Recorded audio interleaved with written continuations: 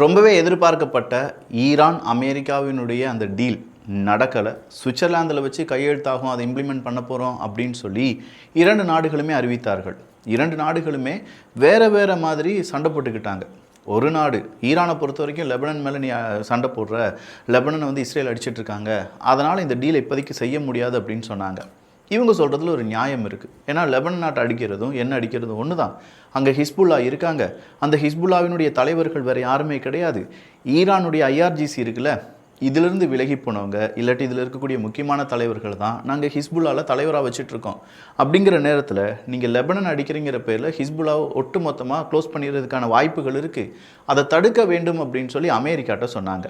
America என்ன சொல்கிறாங்க, அது இருக்கட்டும், அணு ஆயுதத்தை நீ உருவாக்கக்கூடாது, அந்த என்ரிச்டு யுரேனியத்தை என்கிட்ட தந்துரு, அணு ஆயுதங்கள் எங்கெங்கே வச்சுருக்க அப்படிங்கிற ஐஏஇ அமைப்பிடம் நீ அதெல்லாம் சொல்லிக் கொடுக்கணும். ஐஏஇ அமைப்பு அங்கே வந்து நிறைய ஆராய்ச்சிலாம் செய்வாங்க, நிறைய இடத்த வெரிஃபை பண்ணுவாங்க, அதற்கு நீ அனுமதி கொடுக்க வேண்டும் அப்படின்னு சொல்லி மாற்றி மாற்றி நிறைய நெகோசியேஷன் நடந்தாலும் கடைசியாக சுவிட்சர்லாந்தில் வச்சு இது நடந்தே தீரும் அப்படின்னு சொல்கிற அளவுக்கு எல்லாருமே எதிர்பார்த்தோம். இன்றைக்கி பேச்சுவார்த்தை தான் முடிஞ்சிருக்கான். ஃபைனல் ஸ்டெப்புக்கு ஒரு ஃபவுண்டேஷன் இன்றைக்கி போட்டிருக்காங்க. இதை தான் சொல்லியிருக்காங்க. அதாவது ஃபைனலுக்கு ஃபவுண்டேஷன் இன்றைக்கி போடப்பட்டு இருக்கிறது. சீக்கிரமாக இதனுடைய அடுத்தடுத்த அப்டேட் வரலாம் அப்படிங்கிறது தான் கிடைத்திருக்கக்கூடிய தகவல். இது மட்டும் கிடையாதுங்க, இன்னும் நிறைய செய்திகள் இருக்குது. நான் உங்கள் விக்கி, இது உங்கள் தமிழ் விதை. ஷார்ட்டாக கொஞ்சம் செய்திகள். ஸோ முதல் செய்தியாக நம்ம பார்த்த ஈரான் அமெரிக்காவினுடைய டீல் அடுத்ததான் நடக்குமா நடக்காதா அப்படிங்கிறதுலாம் தெரியல. பட் பாகிஸ்தான் என்ன சொல்கிறாங்கன்னா, அந்த டீல் நடக்கும். நான் கத்தாரினுடைய தலைவர்கள் இவங்க எல்லாருமே இப்போ பேச்சுவார்த்தையில் ஈடுபட்டுட்டு தான் இருக்கோம். கண்டிப்பாக இந்த பேச்சுவார்த்தைக்கு பிறகு, இந்த டீலுக்கு பிறகு ஒரு பெரிய அமைதி உருவாகும். அந்த அமைதிக்கு காரணம் நாங்கள் தான், வேறு யாருமே கிடையாது அப்படின்னு சொல்லி பாகிஸ்தான் சொல்லிட்டு இருக்காங்க. பாகிஸ்தானுடைய நம்பிக்கை நடந்தால் நல்லா இருக்கும் அப்படிங்கிறது தான் எல்லோருடைய விருப்பமும். சரி, ஒரு யுத்தம் அப்படி நடந்துட்டு இருக்கும்போது இன்னொரு ஒன்று இருக்கேப்பா, அதுதான் ரஷ்யா மற்றும் உக்ரைன். அதுக்கு ஏதாவது அப்டேட் இருக்கான்னு கேட்டால், சார் இன்னைக்கு மாஸ்கோ ரஷ்யாவினுடைய தலைநகரத்தில் கிட்டத்தட்ட 86 ட்ரோன் உள்ளே கொண்டு விட்டுருக்காங்க உக்ரைன். அது எப்படி சாத்தியம்? உக்ரைன் இவ்வளோ பவர்ஃபுல்லான நாடாக மாறிடுச்சான்னு கேட்டால், ரஷ்யாவை சும்மா அந்த அவங்க நாட்டுக்குள்ளே இவ்வளோ ட்ரோன் அனுப்புனது வேறு எந்த நாடும் கிடையாது. அத்தனை ட்ரோனையும் நாங்கள் அழித்து விட்டோம் அப்படின்னு சொல்கிறாங்க. இந்த வருடத்தில் இதுதான் ரொம்ப பெரிய அளவில் ட்ரோன் அப்படிங்கிறது ரஷ்யாவுக்குள்ளே வந்திருக்கு. டோட்டலாக இன்றைக்கி மட்டுமே 300க்கும் அதிகமான ட்ரோனை அழிச்சிருக்காங்க ரஷ்யாவினுடைய இராணுவ வீரர்கள். ஆனால் அதில் 86 ட்ரோன் ரஷ்யாவுக்குள்ளேயே வந்துருச்சு. கடைசியாக மே 17 ஒரு 82 ட்ரோன் வந்துச்சு. அதே மே 7 ஒரு 62 ட்ரோன் உள்ளே வந்துச்சு.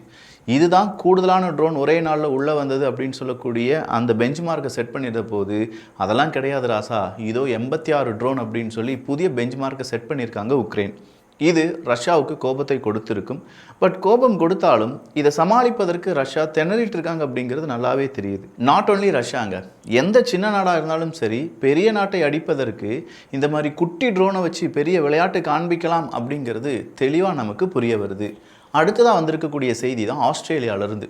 இதுவரையிலும் ஆஸ்திரேலியாவில் இருக்கக்கூடிய காவல்துறை அதிகாரிகள் இந்த அளவுக்கு போதைப் பொருளை எடுத்ததே கிடையாதான்.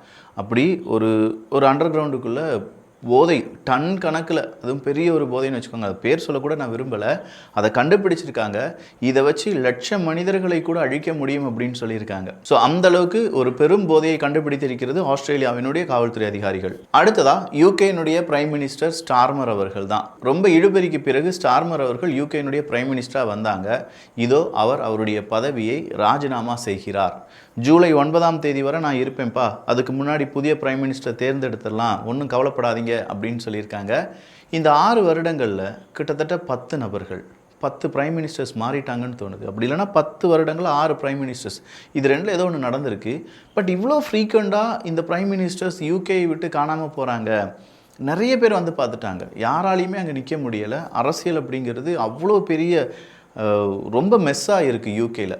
யூகேயை பொறுத்த வரைக்கும் அந்நிய நாடுகள் மீது படையெடுத்த ஒரு நாடு, இந்த உலக நிலப்பரப்பில் முக்கால்வாசிக்கான நிலப்பரப்பை ஆண்ட ஒரு நாடு அப்படின்னு சொல்லி பல வரலாறுகள் அவங்க பெயரில் எழுதப்பட்டாலும் இன்றைக்கி அந்த நாட்டால் அவங்கள ஆள முடியலை. அங்கே இருக்கக்கூடிய ஒரு மனிதனால் அங்கே அவங்களுடைய பிரைம் மினிஸ்டராக இருக்க முடியலை. அப்படியே இருந்தாலும் அதில் ஏகப்பட்ட நொரநாட்டியம் இருக்குது.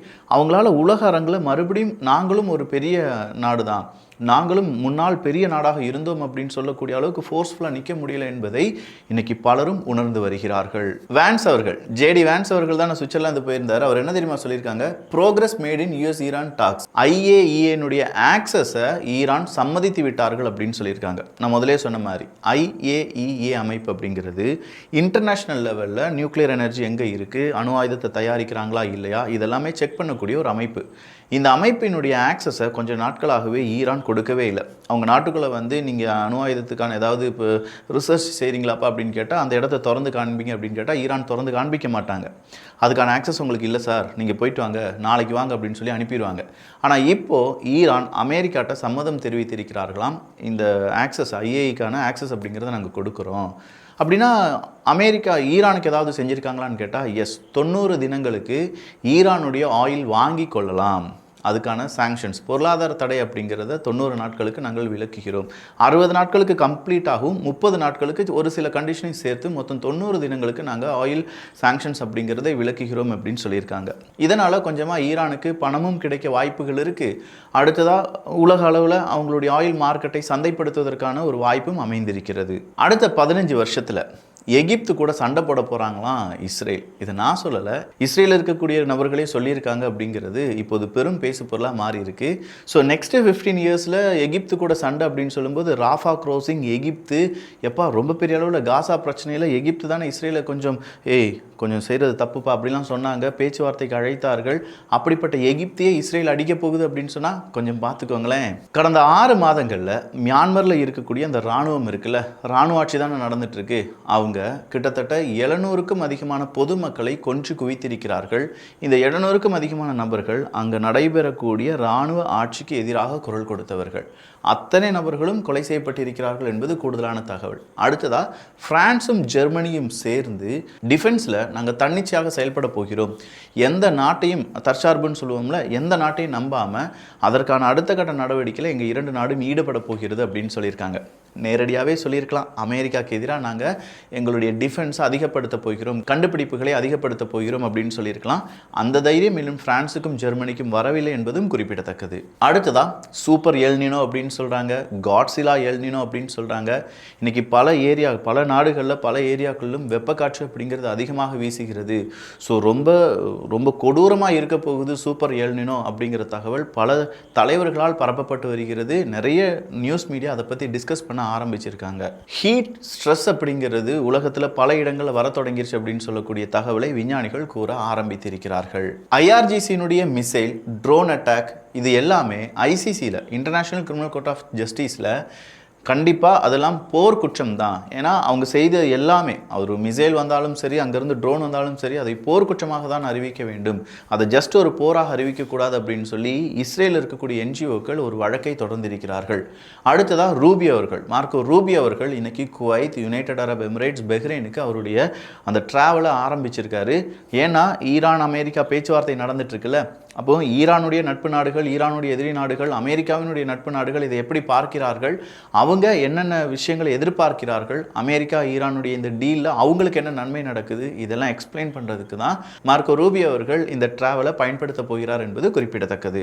ஆஸ்திரேலியாவினுடைய ரேடார் சிஸ்டத்தை நாங்கள் வாங்குகிறோம்ப்பா, எங்களுக்கு அந்த ரேடார் சிஸ்டத்தை தாங்கப்பா அப்படின்னு சொல்லி இன்னைக்கு கனடா ஒரு அக்ரிமெண்ட்டை கொடுத்துருக்காங்க. அவங்களுடைய ஆர்டிக் டிஃபென்ஸ் அப்படிங்கிறத அதிகப்படுத்துவதற்காக கிட்டத்தட்ட $1.8 பில்லியன் அமெரிக்க டாலருக்கு ஓவர் த ஹொரிசோன் சிஸ்டம், அவங்களுடைய லாங் ரேஞ்ச் சர்வேலன்ஸுக்காக இதை நாங்கள் பயன்படுத்த போகிறோம் அப்படின்னு சொல்லி இன்னைக்கு கனடா அரசாங்கம் அறிவித்திருக்கிறது. டயப்பருக்குள்ள கெமிக்கல் இருக்கா, அந்த கெமிக்கல்னால குழந்தைகளுக்கு ஏதாவது பாதிப்பு இருக்கா அப்படின்னு சொல்லக்கூடிய தகவலை இன்னைக்கு சீனா ஒரு ரிசர்ச்சாக செய்ய போகிறாங்க அப்படிங்கிற தகவல் வெளியாகி இருக்கிறது.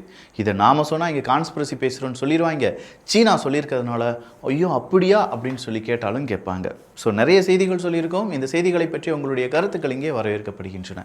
எல்லோரும் தமிழ் விதையில் இணைந்திருங்கள். நல்லதை பகிர்ந்து நல்ல சமுதாயத்தை உருவாக்குவோம். நன்றி, வணக்கம்.